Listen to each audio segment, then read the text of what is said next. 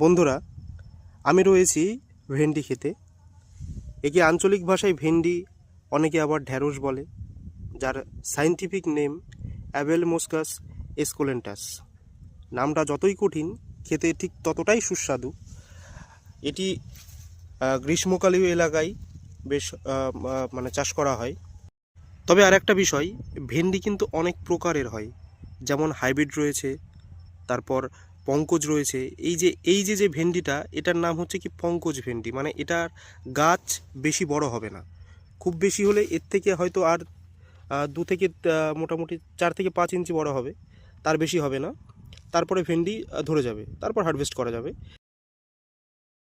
কিন্তু যেইগুলো হাইব্রিড হয় সেইগুলো বেশ বড় বড় গাছ হয়, এবং হাইব্রিড আর এই যে নর্মাল এই যে ভেন্ডিগুলো, এই দুটোর ভেন্ডির কিন্তু ডিফারেন্সটাও অনেকটা, মানে অনেক ভিন্ন। ওটা একটু বড় এবং কালচে টাইপের এবং শক্ত টাইপের হয়, আর এটা হালকা শক্ত এবং সবুজ কালারের হয়। যদি টেস্টের কথা বলা হয়, তবে হাইব্রিডের থেকে এটাই বেশি টেস্ট এবং এটা খেতে খুব সুস্বাদু। মাস দুয়েক মতো পর এটি হারভেস্ট করা যাবে। গাছগুলো বেশ ভালোই হয়ে গেছে, এবং গাছের ঘনত্ব এবং গাছের যে জোরটা সেটাও খুব ভালো হয়েছে।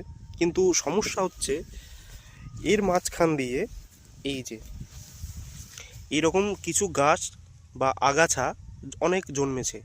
এইগুলো যদি না সরানো হয়, তবে কিন্তু এই গাছগুলোর ক্ষতি হয়ে যাবে। গাছগুলো খুব সুন্দর হয়েছে। আর এই যে আরেকটা বিষয় আমি আপনাদেরকে দেখাচ্ছি, এই যে গাছটা রয়েছে আর এই যে গাছটা রয়েছে, এর কিন্তু এর গঠন সম্পূর্ণ আলাদা। এটি একটি মানে রোগযুক্ত গাছ। এটিকে তুলে ফেলাই বুদ্ধিমানের কাজ।